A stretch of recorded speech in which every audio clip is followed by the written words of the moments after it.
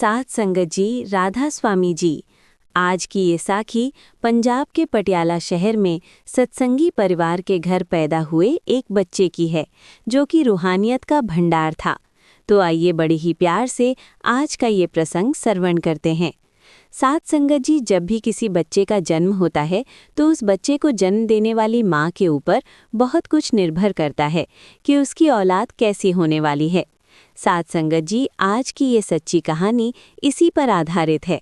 जब एक सत्संगी परिवार के घर इस बच्चे का जन्म होता है, जिन्हें एक पूर्ण संत महात्मा से नाम की बख्शीश हुई होती है, और वो सत्संगी महिला शुरू से ही रूहानियत से जुड़ी हुई होती है, क्योंकि शादी से पहले उनके माता पिता संतों की संगत करते थे, जिसके कारण वो भी रूहानियत से जुड़ गई और संतों की सेवा करने लग गई थीं। तो उसके बाद जब उनकी शादी हुई तो उन्हें आगे भी एक सत्संगी परिवार मिला, जिन्हें की एक पूर्ण संत सद्गुरु से नाम की बख्शीश हुई थी। जब उनकी शादी उस परिवार में हो जाती है, तब भी वो अपना नितनेम नहीं छोड़ती। वो सुबह उठकर रोज़ाना जपजी साहब का पाठ करती और भजन बंदगी पर बैठती।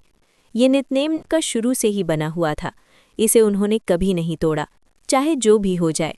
साथ संगत जी, जब भी हमें किसी चीज़ की आदत पड़ जाती है तो वो हमसे इतनी जल्दी नहीं छूटती, फिर चाहे वो आदत बुरी हो या अच्छी हो। अगर आदतें अच्छी पड़ी हुई हैं तो हमारे लिए अच्छा ही है। जैसे कि कोई रोज़ाना नितनेम करता है, भजन बंदगी पर बैठता है, अगर वो किसी दिन ना बैठे तो उसे वो दिन अच्छा नहीं लगता, उसे अंदर कमी महसूस होती रहती है। तो ऐसी ही हालत इनकी भी थी। ये शुरू से ही नितनेम करती आ रही थी। तो जब इनकी शादी हो गई तब भी इन्होंने नितनेम नहीं छोड़ा, बल्कि जब वो प्रेग्नेंट थीं तब भी उन्होंने अपना नितनेम, अपनी भजन बंदगी नहीं छोड़ी। जितनी देर भी उनसे बैठा जाता था वो बैठती थीं। तो ऐसे ही समय निकलता गया और उनके घर एक बच्चे ने जन्म लिया। साध संगत जी कहते हैं कि किसी साधारण माँ का गर्भ किसी संत महात्मा को पैदा नहीं कर सकता। उसके लिए मालिक खुद ऐसी माँ का चयन करता है जो कि मालिक के उस प्यारे को जन्म देने के काबिल हो, क्योंकि रूहानियत से जुड़ी हुई माँ का गर्भ रूहानियत को ही जन्म देता है।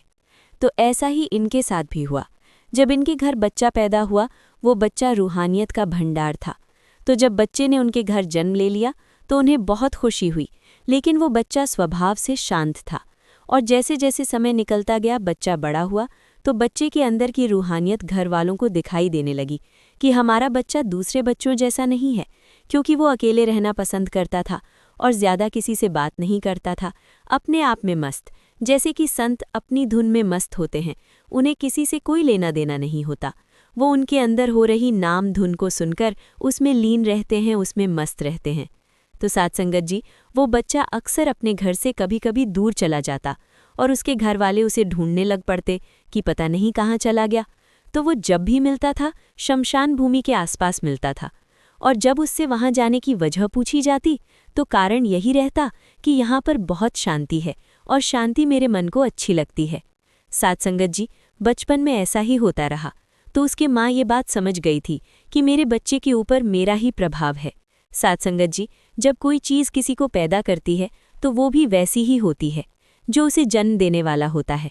जैसा जन्म देने वाला होगा वैसी ही औलाद होगी। लेकिन ऐसा बहुत कम होता है कि औलाद अपने माता पिता से कुछ अलग हो।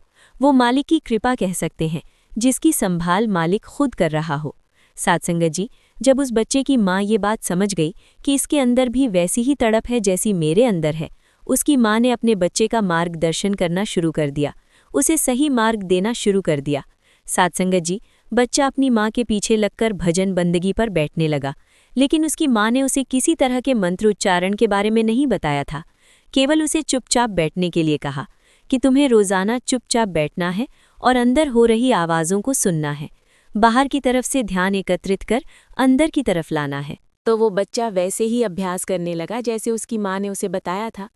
धीरे धीरे बच्चे को धुन सुनाई देने लगी, क्योंकि उसकी माँ का आशीर्वाद उसके साथ था और उसकी माँ को पूर्ण संत सद्गुरु से नाम की बख्शीश हुई थी।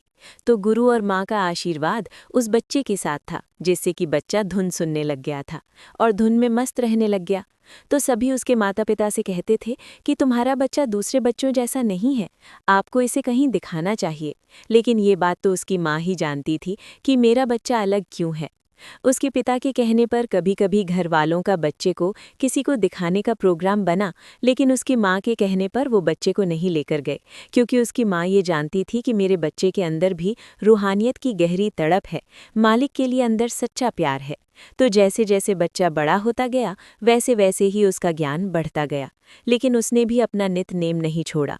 रोज़ाना अपनी माँ के बताए हुए अनुसार भजन पर बैठता था और धीरे धीरे इतना शांत हो गया था कि उसे बाहर का शोरगुल सुनाई नहीं पड़ता। वो पढ़ाई भी करता रहा, लेकिन उसका ध्यान अपनी अंदर की तरफ ज्यादा था। वो रात रात को जागकर भजन पर बैठ जाता था, क्योंकि उसकी सुरत धुन में लीन होने लगी थी। साथ संगत जी, ये जो अंदर का रस है, अगर ये किसी को एक बार लग जाए तो व्यक्ति चाह कर भी पीछे नहीं मुड़ सकता। वो व्यक्ति परमात्मा की गहराई में डूबता ही जाता है, नाम धुन में मस्त होता ही जाता है, पीछे मुड़ने का कोई सवाल ही नहीं रहता। तो साथ संगत जी, अपनी माँ की आशीर्वाद से वो बच्चा आत्मज्ञान को प्राप्त हुआ और उसने अपनी रूहानी यात्रा को सफल किया। साथ संगत जी, ऐसी ही एक साखी बाबा फरीद जी की है। बाबा फरीद जी बालपन अवस्था में थे, तो उनकी माँ भी उन्हें गुड़ और शक्कर का लालच देकर भजन बंदगी करने के लिए कहती थी। तो वो इसी लालच को देखते हुए रोज़ाना भजन बंदगी करने बैठ जाते थे।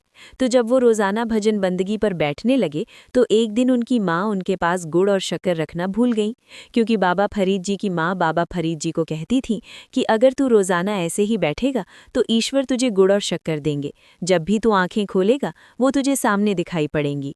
और बाबा फरीद जी को गुड़ और शक्कर बहुत पसंद थी, तो वो गुड़ और शक्कर बाबा फरीद जी की माँ उनके पास रख देती थी जब वो आंखें बंद कर बैठ जाते थे। और जब भी आंखें खोलते थे तो उन्हें अपने सामने गुड़ और शक्कर दिखाई पड़ती थी, तो वो बहुत खुश होते थे कि ये ईश्वर ने मुझे दिया है। तो एक दिन उनकी माँ गुड़ और शक्कर उनके पास रखना भूल गईं। तो जब बाबा फरीद जी ने आंखें खोली तो उन्होंने अपने सामने गुड़ और शक्कर का भंडार पाया, और वो भागकर अपनी माँ के पास गए और कहने लगे कि माँ, आज तो ईश्वर ने मुझे बहुत दे दिया है।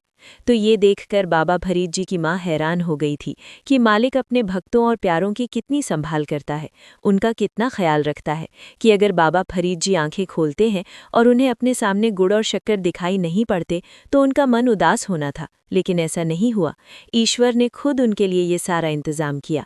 तो साथ संगत जी, इसलिए फरमाया जाता है कि अपने भक्तों की संभाल वो मालिक खुद करता है, उनकी रखवाली वो खुद करता है, उन्हें कभी भी किसी चीज़ की कमी नहीं आने देता।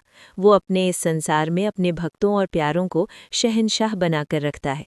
उसके बाद बाबा फरीद जी ने अपनी शिक्षा से बहुत लोगों का उद्धार किया और अल्लाह की बंदगी करने के लिए कहा। बाबा फरीद जी का एक कथन है कि जो देह अल्लाह को याद नहीं करती, जिस देह में अल्लाह का नाम नहीं, वो देह एक लाश के बराबर है। साथ संगत जी, बाबा फरीद जी के वचनों से बहुत लोग प्रभावित हुए और उन्होंने बाबा फरीद जी की शरण ग्रहण की और उन्हें अपना गुरु माना। और बाबा फरीद जी ने संसार का भला करते हुए जीवन व्यतीत किया और वो वापस मालिक में समा गए। साथ संगत जी, इसी के साथ हम आपसे इजाज़त लेते हैं। आगे मिलेंगे एक नई साखी के साथ। अगर आपको ये साखी अच्छी लगी हो तो इसे और संगत के साथ शेयर ज़रूर कीजिए, ताकि ये संदेश गुरु के हर प्रेमी सत्संगी के पास पहुंच सकें। और अगर आप साखियाँ, सत्संग और रूहानियत से जुड़ी बातें सुनना पसंद करते हैं तो आप इस चैनल को सब्सक्राइब कर लीजिए, ताकि हर नई साखी की नोटिफिकेशन आप तक पहुंच सके। राधा स्वामी जी।